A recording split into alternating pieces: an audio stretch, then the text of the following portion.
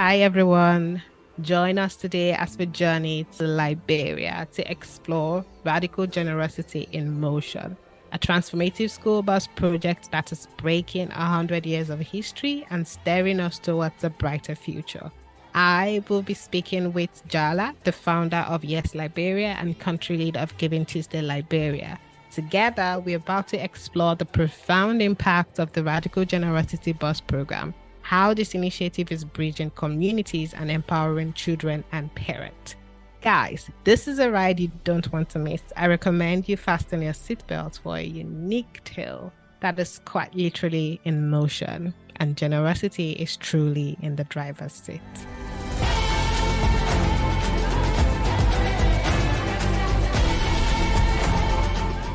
Welcome everyone to the Ubuntu Giving podcast, where we celebrate generosity in all its forms. This is the first episode of our second series titled the Cheche series. And yes, we want to spark generosity across the continent. Today's episode, titled Radical Generosity in Motion, is actually a special one. And our guest today is the visionary behind it all. Meet Jallah, the CEO of Yes Liberia and country lead of GivingTuesday Liberia. Welcome, Jallah. Thank you. Thank you. Thank you, everyone. Yes, Jallah is a change maker. He has envisioned the Radical Generosity Bus program. He has lived the experience of Liberian students, and his passion for education, for innovation and generosity has also brought us to this day where we are talking about this topic. But before we go into this podcast, Jallah, are you ready? Because we have our own culture where every guest tells us something about them that has to do with generosity, right? So I need you to pick a number between 1 and 21, and then I ask you a question and you answer. Let's go with 9. 9. Why 9? 9 is my favorite number. Oh, people do favorite numbers. That's interesting. Oh, yes. That's a big deal in Okay. my That's a big deal in my family. Oh, that's nice. Okay. So number 9. What is the most unexpected gift you've received this year, and how did it make you feel? The most unexpected gift I received this year. Boy. Well, whenever you receive a gift, whether you are someone who cares about surprises or not, whenever you receive a gift, it should make you feel special. I think I was somewhere, not even in a charitable space, if you will. It was at church, and we were in a Bible study, and someone asked me, "So what are you doing the next 2 weeks?" I say, "In the next 2 weeks, I won't be here. I will be in Liberia." And working on this school bus program. And I had no clue that he did not even know that I did charity work. And so he said, "Whoa, tell me about that." And I, went ahead and told him about it. I came home 2 days later. He sent me a check for a donation. I mean, he's a church member. I don't know him personally, but we do kind of sit in the same area in church. And he sent me a donation. So I thought that was really awesome, because sometimes we talk to people a lot about our work and we get no donation from them. They feel very inspired by it, but not able to support financially. For him to do that unexpected to me, I thought was amazing. So yeah, I think, and that happens, I think, not so frequently. This is the first time it has actually happened to me. So I thought it was cool. Wow. Yeah. It is cool. You did not ask for anything and he donated. That's amazing. Okay, your last number. Pick a number except 9. All right, let's go with number 1, because my plan is that our work becomes the number 1 talked about work in Liberia. So let's go with number 1. Yay! If you had one superpower that could make this world a better place or save our world from a problem, what would it be? Mhm. I would make everyone addicted to generosity. Okay, Yeah, that's a new one. I will. I think a lot of the problems we have in the world today has to do about us thinking too much and caring too much only about ourselves and neglecting Okay. all of the challenges around us. But I think if we could feel and think about other people's issues and try to resolve those issues, if we all care so much to share and to give, think we have less of a problem in this world. So I will make everyone addicted to generosity. Mm-hmm. That's a new one. An addiction. Okay. Yeah, yeah. Thank you so much for participating in that. And now we're going into the podcast proper. Let's talk about the Radical Generosity Bus program.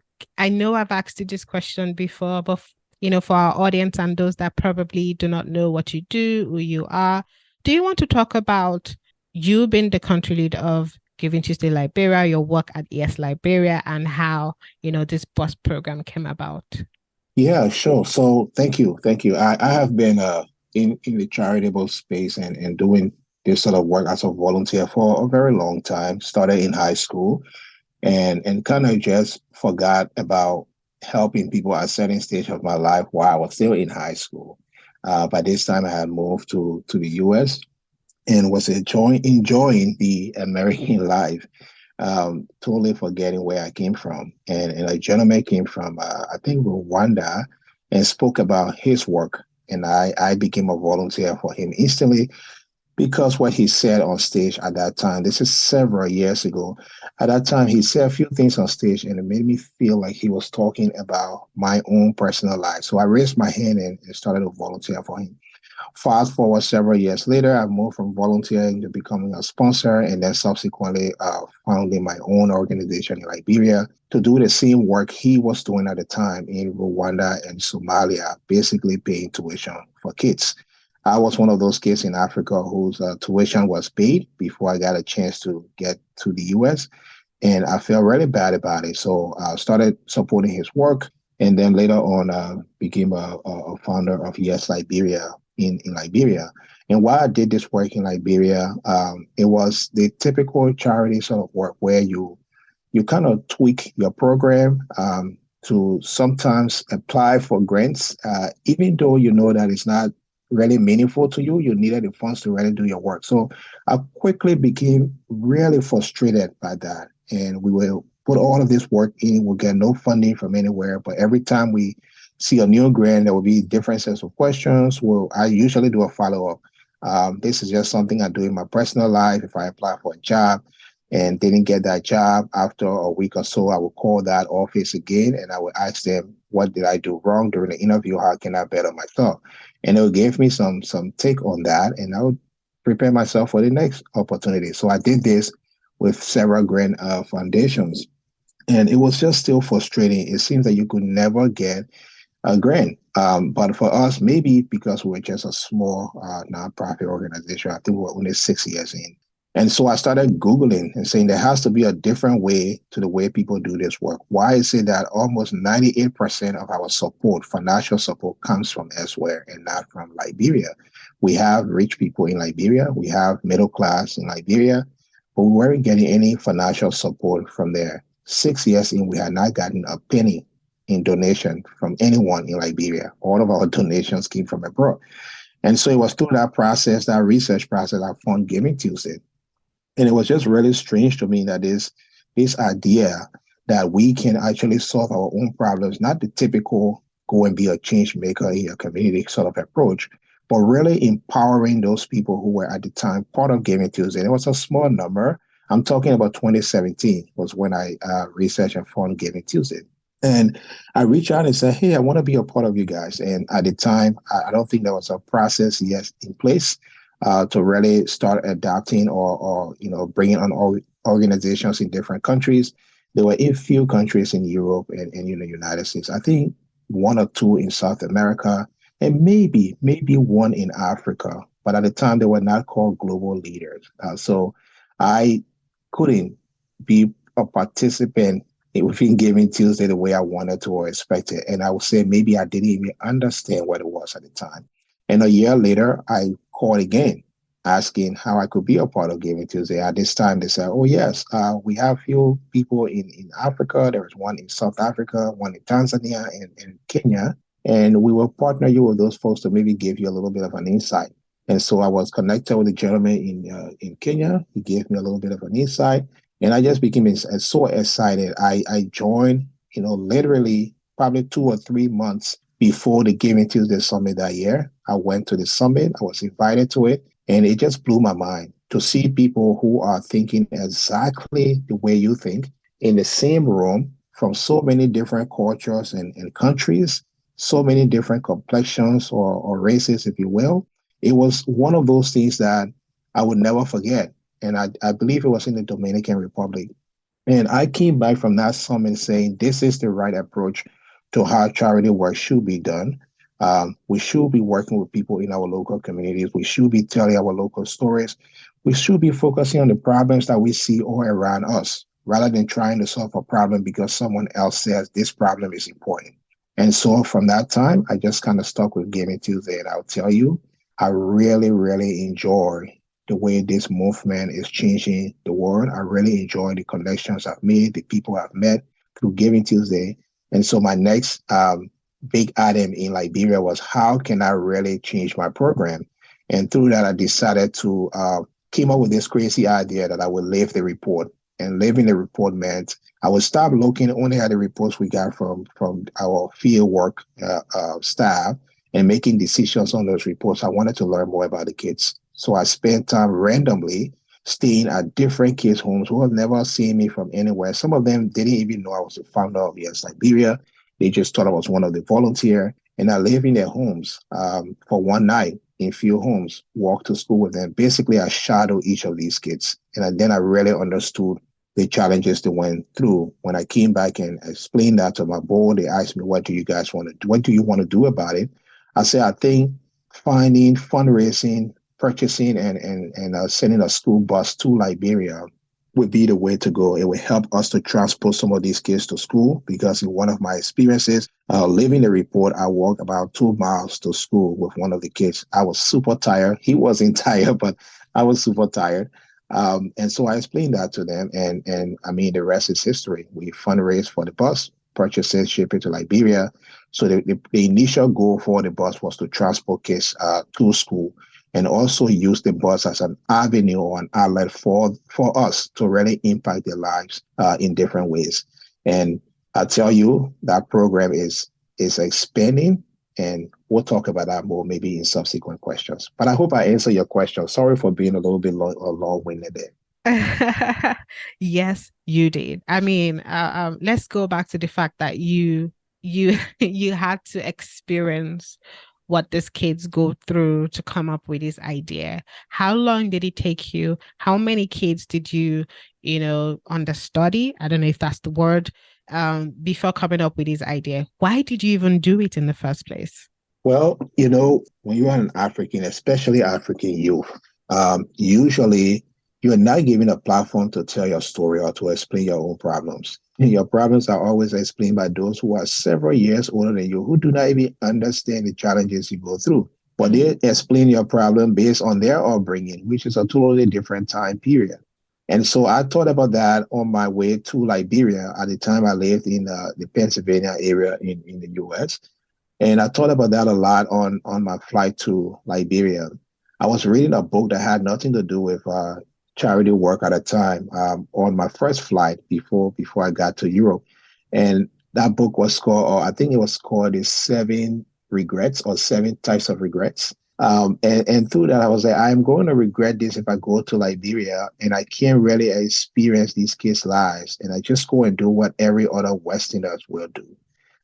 Stay in your fancy office, have your staff, maybe train them on something new on how your new process should work, and have maybe 1 or 2 days where you see people here and there that you support, and that's basically it. I wanted to go deeper than that because growing up there in Liberia, I knew I never met any nonprofit or foundation founder who supported me. I never met the people who even paid my tuition for 4 years.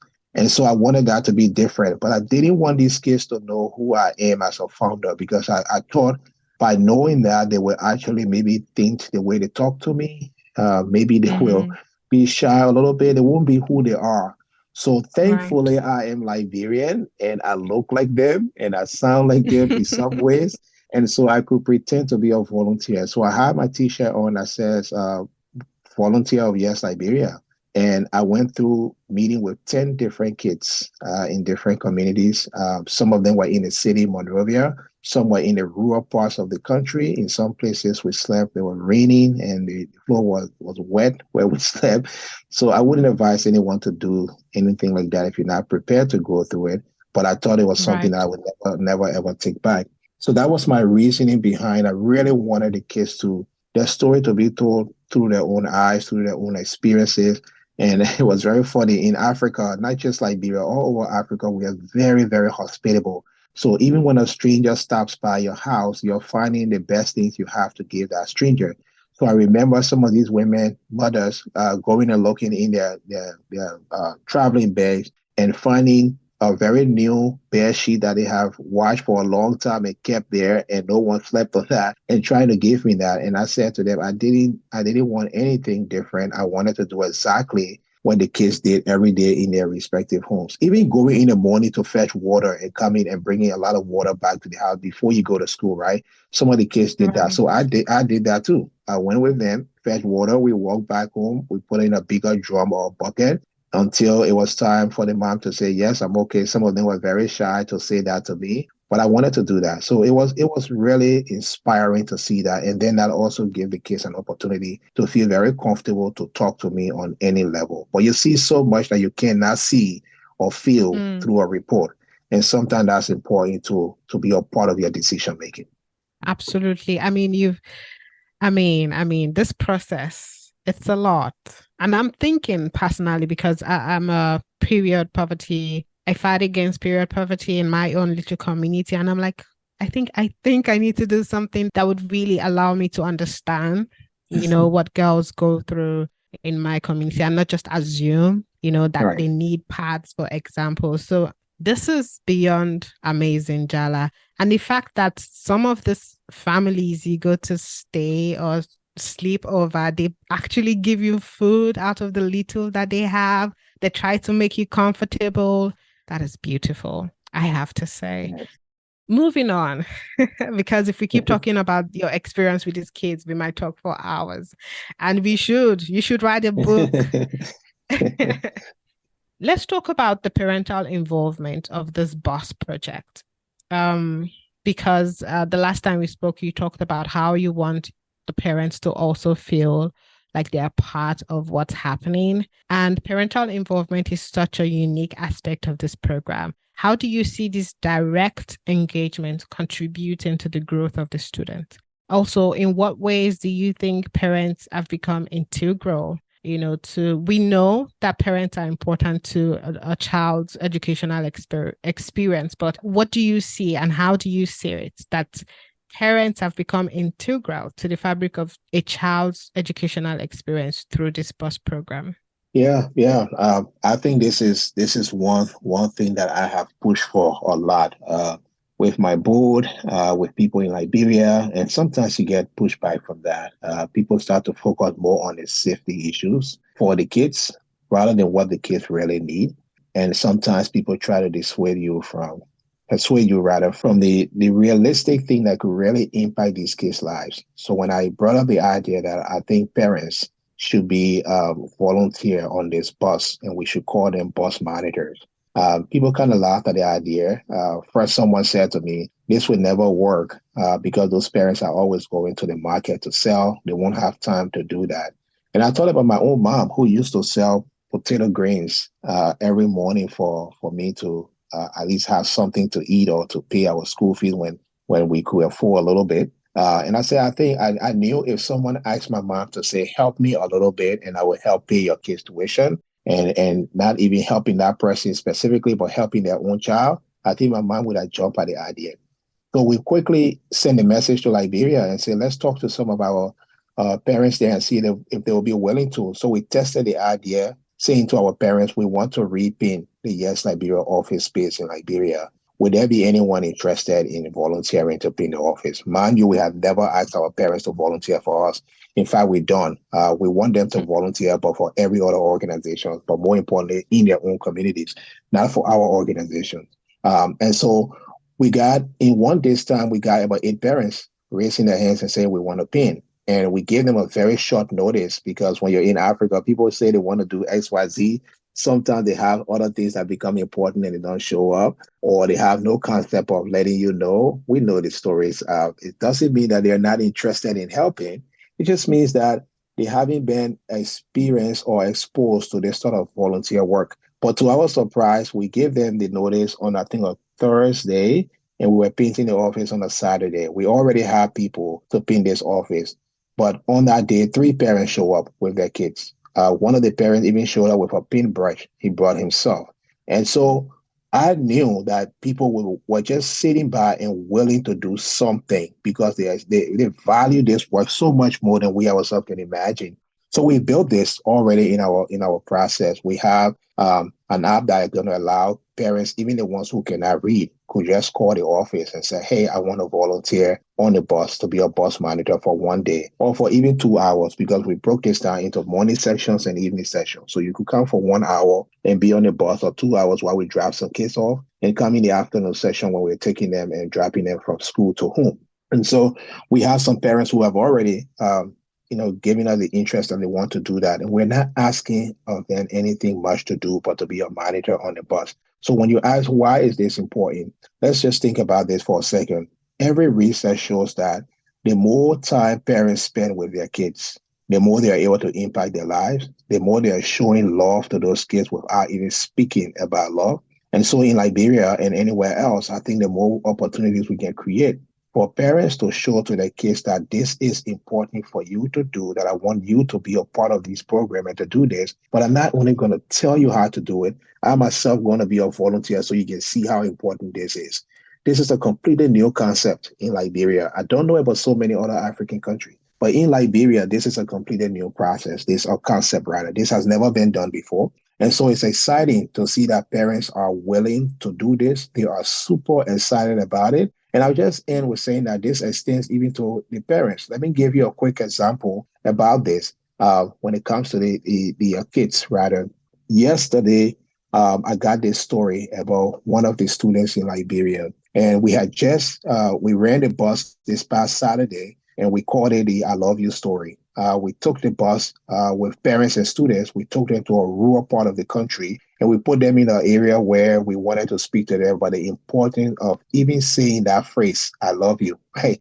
It's not typical in our culture. Maybe where you are and wherever you are is probably not typical there as well. So we It started by is. just so we started by just saying who's in love, and all of the kids started laughing because they thought something else already, right? They thought from a romantic standpoint. And I wanted these kids to really understand why it's important to hear that from your parents. Maybe not in those exact terms, but maybe even in your tribal language. Why it's important for you to know that your parents care about you, even if they're not showing that in the most loving way. Can we find a way for them to say it to you? So that was the essence of this work. We isolated the kids and the parents, asked them a few questions, asked the parents when was the last time they heard that from their parents. Do they even remember? Did the same to the kids? And we captured these stories. So before this work happened, we parked our bus in Monrovia and had already made announcements for all the kids and their parents to come. And they told us which stop they would be at. So we'll park the bus at specific stops and pick them up. Every parent should come with their kid, or every kid should come with their parent. But we got to this spot and there was only one kid out of 50 kids we took from the capital to meet with other kids in the rural parts. Only one kid had no parent. And we asked him why his mom wasn't there. And he said his mom could not afford to come. They had no money to come because we weren't going to pay for them to come from everywhere to come to these stops. Some of them don't live so close to the main road or to these stops. So the mother couldn't make it. This little boy, I think he's in about 7th or 8th grade, he took his sneakers, probably the last pair he has. He took that sneakers and he pawned the sneakers to get money to pay his own way so that he can be on this bus to go and be a part of this project. Now, let's think about that for a second. People, why will a young kid even have the idea to think about that, right? That's not something we think about and say, this is so important to me. I know that my parents will even get mad at me for pawning my sneakers, but I'm going to do this because this is that much important to me. So we were supposed to turn any kid back who didn't come with their parents, but we immediately contacted the parents when we heard our story. And this kid went with us. So now our concept has changed a little bit. We have to tell a little story about this one child. That tells you that people in Africa, regardless of whatever you're hearing, when people say we are sitting in our respective countries, in our communities, waiting for somebody to just give us a helping hand, that is absolutely not true. We are there willing to work to change our circumstances, to improve our lives, but sometimes our stories aren't told. Sometimes we are not given the platforms. And worst of all, sometimes those who come to give us a platform are not intended to give us a platform or for the right reasons. We want to change all of that with a single school bus program in Liberia. Wow. First off, I want to meet this boy that sold his sneakers just to be a part of this project. My God, my goodness. I want to know everything about him. Wow. Moving on. I don't think we can ever move on, but let's talk about something else. Another feature that is still part of this boss project, your talk time sessions. I believe these are sessions where kids on the bus learn about generosity from people they look up to, from people we see as role models. I mean, can you tell our listeners more about these sessions and the potential they have to inspire the next generation? How is it that you were able to envision these weekly talks contributing to shaping the aspirations of these children? Oh, thank you. Thank you. That's another great question. When you have a program like this, you have to always make room to be flexible so that some of the brighter ideas can be implemented.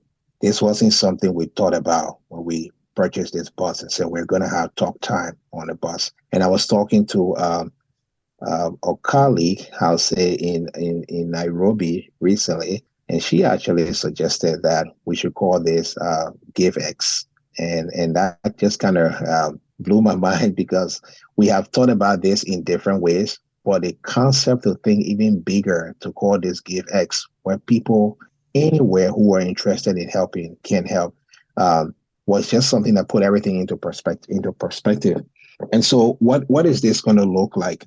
First, we started with those in Liberia. Again, when you see people who look like you and have experienced your challenges and are now somewhere else in their lives and doing well, you're more likely to be inspired to be like that person or to do well. But if I was a kid in Liberia and you brought someone from Europe and this person told me how they are now a sitting judge in their country, I would have no clue of how that even possible. Even if they told me they grew up on a farm and they did hard work, it wouldn't resonate with me. So in Liberia, we first targeted a professional group. Everyone knows about the Rotary clubs. They are in almost every country. So we reached out to the Rotary Club and we said, hey, we have this program that's coming to Liberia. I would love to do a presentation at one of your meetings. And it took a while, but it gave me an opportunity. And through that opportunity, I challenged them. I said, you guys are doing these amazing smaller projects in different places, but all of you came from humble beginnings. What will it be like to have a space where you can tell your inspiring stories on where you came from and where you are now to kids who are currently in a position you once were in? And so one of the ladies said, I would love to be a part of that. Few of them said they would love to be a part of that. And then the president of the club said we should actually make this a process where our folks can sign up to present or to tell the story for a few minutes. And so we built that into the bus program. But that was just the Rotary Club, and we're thinking Liberia and people within Liberia. But this whole Give X idea is think about this as TED Talk sort of approach, right? Where if you woke up one morning and you had a bad day the previous day and you are thankful to God the next day. Sorry, I'm a Christian, so sometimes God will come up a little bit, and I hope that's okay with some of you. But Absolutely. you woke up the next day and you said, thank God for what I went through yesterday. I feel so blessed. And then maybe you thought about the kids who are riding this bus. You may just want to say, you know what, I'm going to do a short video clip and I want to send this video clip to these kids to just tell them I hope they have a good day today and I'm praying for them. That clip can be sent through our process and that clip will be played in Liberia. Obviously, we'll review the clip first because we are dealing with people's children to make sure there's no profanity and anything else that's going to persuade them for other reasons. But we want people in any and every country who are passionate about generosity to be a part of this bus. We want people with great ideas who have a way of actually experimenting something brilliant that they want to do that may not be possible in their country to say, I'm going to pick Liberia and this school bus program, and I'm going to come there and implement some sort of even pilot project on this bus. We call it a radical generosity bus on the move for a reason. It's to make sure kids have the access to the bus at any time that is possible, but not to just sit on a bus and ride to school, but to be inspired, to be motivated, to learn something new every single time they're on that bus. So implementing part of Giving Tuesday, because that's a network that has really, really impacted the way we do things in Liberia. With Yes Liberia, we are going to be also teaching kids to this Give S program about Giving Tuesday. We'll be teaching kids every day. I'm sorry, not necessarily every day, but every week they're going to learn something about Giving Tuesday. They're going to be challenged to implement what they've learned the previous week. We're going to be taking notes of that. We're going to do some amazing things in Liberia that has never ever been done before. When I even park the bus now in Liberia and you see people just kind of watching it like it's in a movie as it travels on the road, it's just so inspiring. So I can't wait. I can't wait for us to actually formally, I should say, launch the bus on Giving Tuesday this year. We're already using the bus for so many different things with our students. Other organizations are renting the bus already to use it for their programs. We have 4 collaborators of amazing, amazing organizations. One of the organizations is actually an extension of the Nobel Peace Prize winner from Liberia, Lima Bowie, our youth group, just kind of partner with us this year for Giving Tuesday. So we think we'll be doing some amazing things, but it will be simple this year. We are going to do pop-up stops across the entire capital city of Liberia, stopping at different locations, professional making speeches, young people performing, and talking about what radical generosity means. And it'll be easy to talk about this because our bus literally says on the front of it and on the side of it, the radical generosity bus. I hope I answer your question. Yes, you did. Oh my God, guys. If you are listening to this podcast, you know by now that every second of this podcast is kind of like a gem, like I'm discovering new things. Jallah, where do I sign up to send in my talk time sessions? Where do I send in my own GiveX videos to inspire children across the continent? I Thank you, thank love you. this. Thank you. Thank you. Great question. I think by the 20th of this month, so 7 days Okay. before, or I should say 9 days before Giving Tuesday, we are going to be Okay. releasing the bus program on our website. So there will be a simple process. You go to the school bus program on our website. You can click on Okay. any of the 6 things that you want to do, whether it's a small donation to the bus, whether it's recording a video and sending that video to kids, as I said, or signing up to say I'm an expert in certain things, or I'm not expert professionally, but I'm an expert by my experience. And so I want to teach these kids for 10 minutes in person in Liberia. If you're in Liberia, you can do that. And if you're not in Liberia, you could create a short video teaching kids or explaining certain concepts to kids. Hopefully it's fun. Hopefully it's at a kids level because our kids most of them are younger kids. We deal with high school students and below. And so whatever you present to us, we'll hope that it can be something that the kids can actually absorb. But it'll be easy process to sign up on our website. We're also giving room to people who may not want to do any of that, but may be interested in actually proposing a newer idea and maybe working with us on how to implement that because school will close, right? When school closes, there's a Right. whole summer months where the kids will not be on the bus going to school. We need to fill that idle time. I think my mom used to say idle time is the devil's time. So we want to fill that idle time with Right. positive thinking, positive people to make sure these kids are having a blissful summer, all focusing on generosity and how they themselves can start to do small acts of kindness in their own community.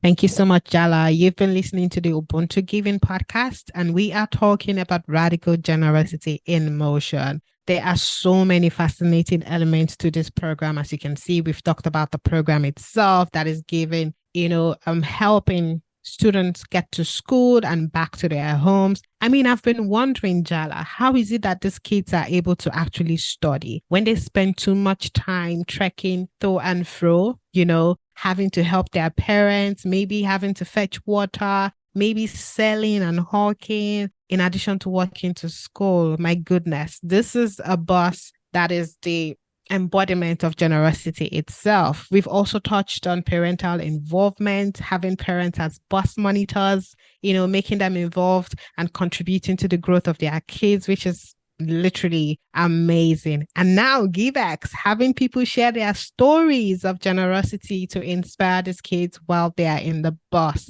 Wow. And there's more to come, guys.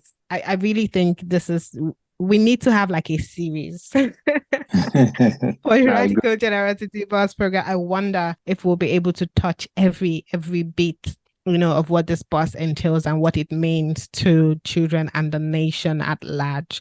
Jallah, I want to talk about the Giving Every Tuesday campaign that you've also added to this project. You've talked about how Giving Tuesday inspired you, and now you want to also share, Giving Tuesday campaigns every week with these kids. How does this weekly commitment to kindness and giving contribute to the overall mission of this project? Yeah, I think this is one of the benefit to being a part of the Giving Tuesday network. There are so many brilliant people from all over the world, so many amazing people from all over Africa are part of this movement, and they all bring different concepts and unique approaches to how we want to impact our respective countries.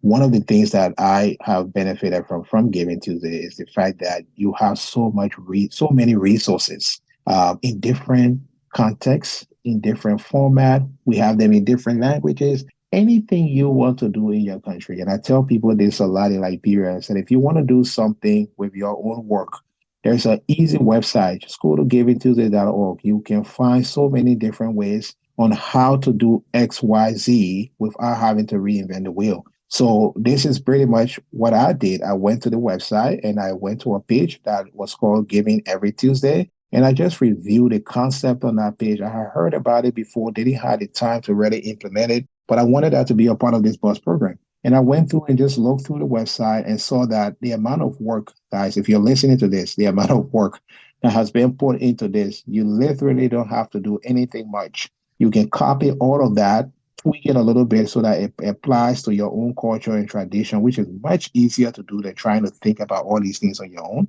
and then apply that. So I went ahead and they have easy ways to even download it if you wanted to. So I went on the website and just copied all of the suggestions. Again, keyword here is suggestions, right? Giving Tuesday does not say to anyone, this is what you should and you must do, right? Giving Tuesday said, oh, you're thinking of doing this. Here are some other ways people have done it in their country. And by the way, how are you trying to do that? So we can add that as well for other people to learn from you. Or if you made some Absolutely. mistakes, we the movement comes together and say, well, if you made this mistake, here are ways that you can prevent that mistake from happening the next time. So it's just wonderful and so inspiring to be a part of this. So I copy that content and I tweak it. It already has every single Tuesday of the year 2024. And so I updated it with some Liberian language, dumb it down a little bit for younger kids to be able to grasp the concept. And we built that into a simple app that we put together for the bus.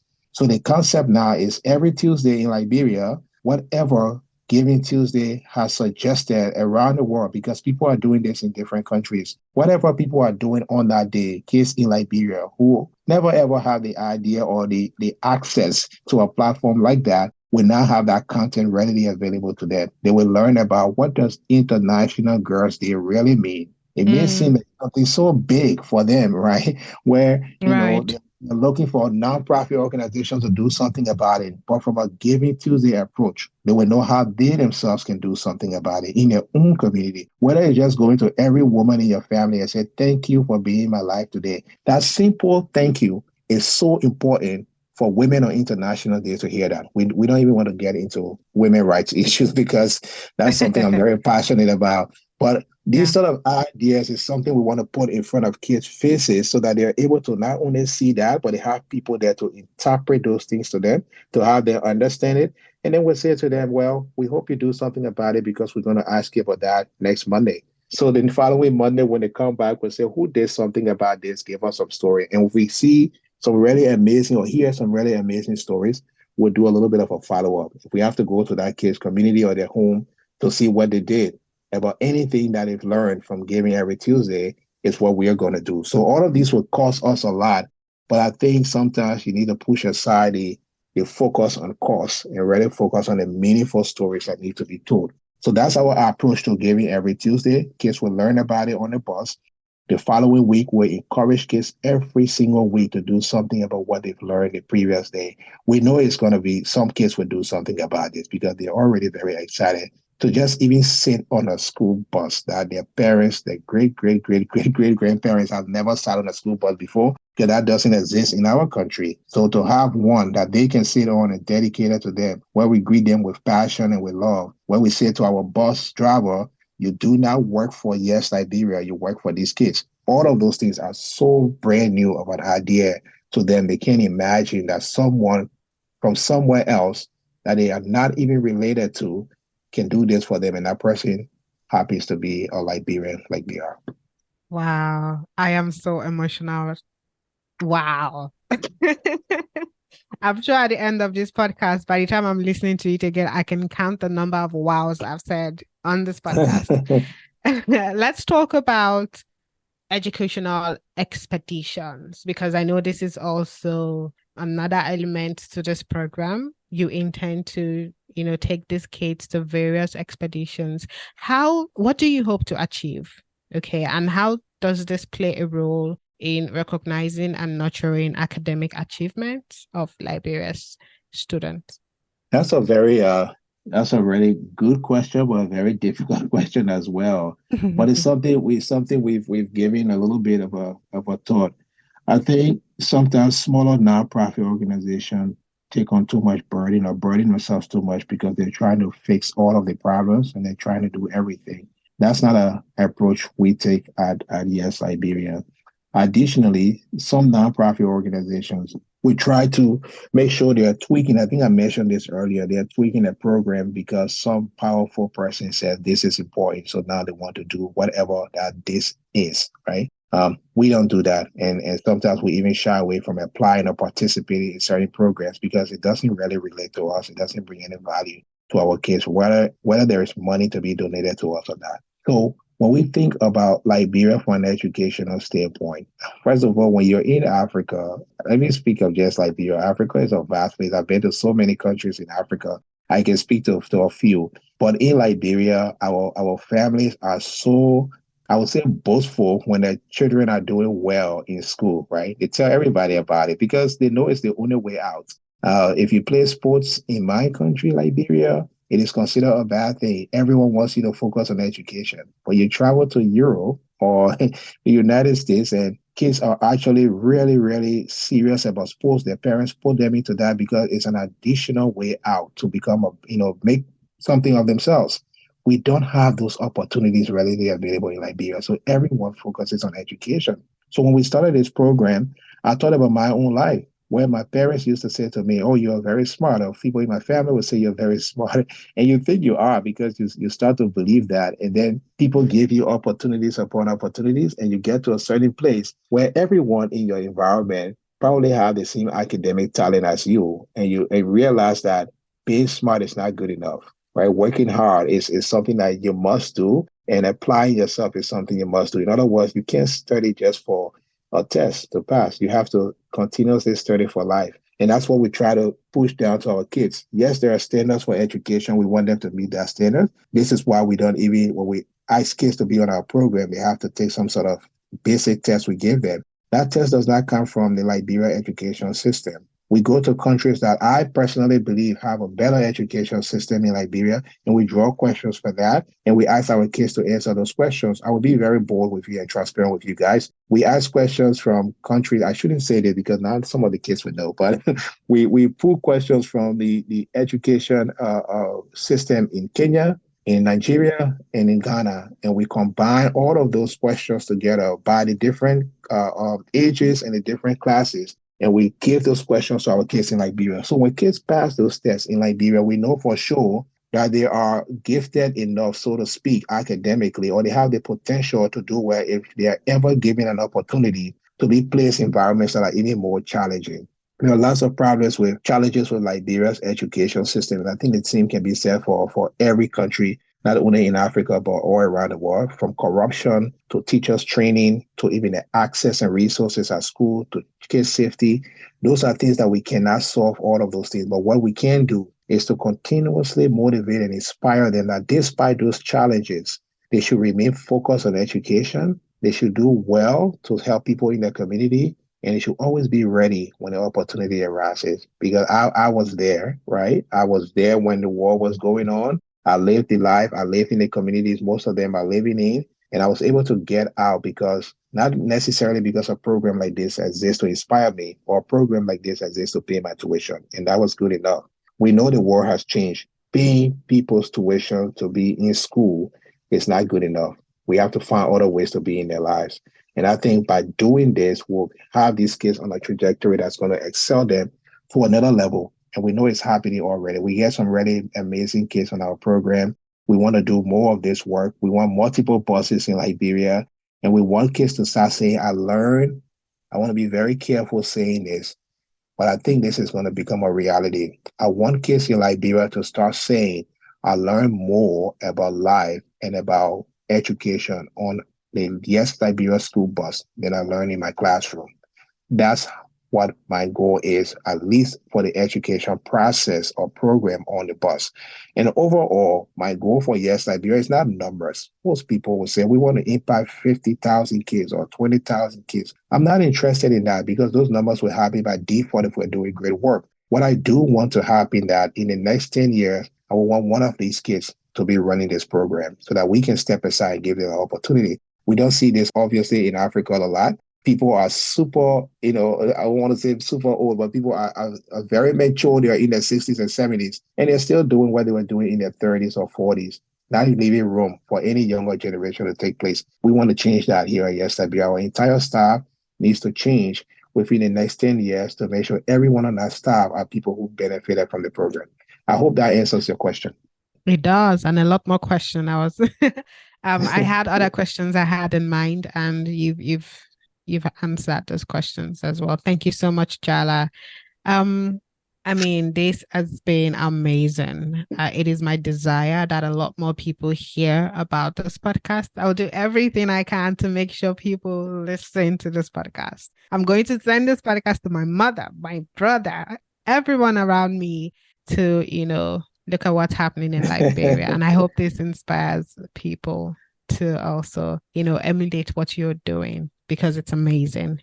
Right about now, we are moving to a different segment. This is the Ask the Host Anything segment. So in this segment, I'm going to hand over the mic to you.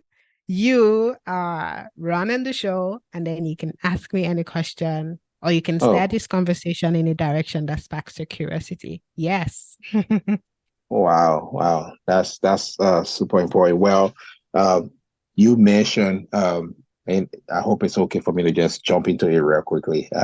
Oh, yeah. You mentioned a few times that you've thought about other things you want to do in Africa, and I've met you, I think, only once, but we've talked a little bit. We've talked a little bit on the phone here and there, but meeting you in person shows me that you're already doing so much for not only for within your own role and responsibility at your job, but you're doing so much for the continent overall. You're challenging different spaces. You're being bold. I remember you telling me about the period idea that you wanted to really dive into and make that a conversation that's comfortable for people in Africa and around the world because it needs to be done. And so when you mentioned a few seconds ago on the call that you've been thinking about what you need to do to really learn about it in your own community and not assume, I'm wondering what's stopping you from doing that? Nothing actually. So we're in November, right? So we're winding down for the year.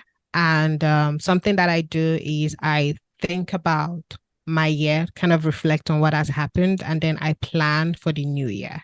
So my friends and I, we have this thing called the Smile Outreach where we come together once a month to do something. It's usually an outreach that teaches kids rather about sexual predators and how to make informed sexual decisions. We also do menstrual programs, and we do material relief in different orphanages, right? So what we're thinking of doing is be more structured. When we come together and we do these things, how can we inspire people to also do this in their community? But beyond that, I think I would like to do what you've done. Maybe speak to these girls in these schools and ask them what they truly want, or what would be a better solution to them. The question could be, if I bring this to you, would you prefer this or would you prefer this? I feel it's better if I do it that way than just go to the school and do a sensitization program without really understanding what they would rather have. I don't know if that makes sense. It does. I think that's the best way to go, because sometimes what you think their challenges or their needs are, maybe completely different from what Yeah, you are I'm thinking. beginning to see that. Um, Thanks to yeah, you. Yeah. yeah. I mean, it won't be so much off the chart because you're already closer to the community, so you see things and Yes, I say so it all the very time. yeah. So you will be able to figure things. I'm pretty sure. The Thank next you. question, you're welcome. The next question is a simple one. When are you really going to start making plans to come to Liberia? Oh, you know what? When you were talking about the bus project, I was like, God, I need to be in Liberia. I need to see these things for myself. I mean, I don't mind. I'll think about it, see if we can make this work, and really, really, really, really leverage every tool at my disposal too. So my visit is something comes out of my visit, like just like we did at the summit, you know. So Yeah, yes, yeah, I yeah. would That think would be about it. wonderful. Let us know. Absolutely. I will make sure you won't have to stay in hotels. You stay with Yay! you have a I mean, free you've place just to given stay. me. I know you stayed with you stayed in the homes of 10 different students, and they were really generous about it. So it already gives me this vision that Liberia is a good place to be in, you know. So thank you. You're welcome. You're welcome. Thank you. And I'm gonna pass the mic back to you. Thank you so much. This has been amazing. It's been beautiful learning about the radical generosity boss because it's literally generosity in motion. Thank you, Jallah, for sharing this incredible insight into this program. Your commitment is amazing. Your commitment to transforming education and fostering generosity is inspiring. To our listeners, as our journey through the radical generosity in motion comes to an end, we hope you've been inspired by this incredible story. Today, we've witnessed how a simple idea as a school bus can become a catalyst for change, for education, for generosity, for solidarity, even, and patriotism, permit me to include. So, thank you so much for joining us. And remember, your small act today can set in motion a wave of radical generosity for tomorrow. Keep the wheels turning and the hearts learning. This is the Ubuntu Giving Podcast. Bye.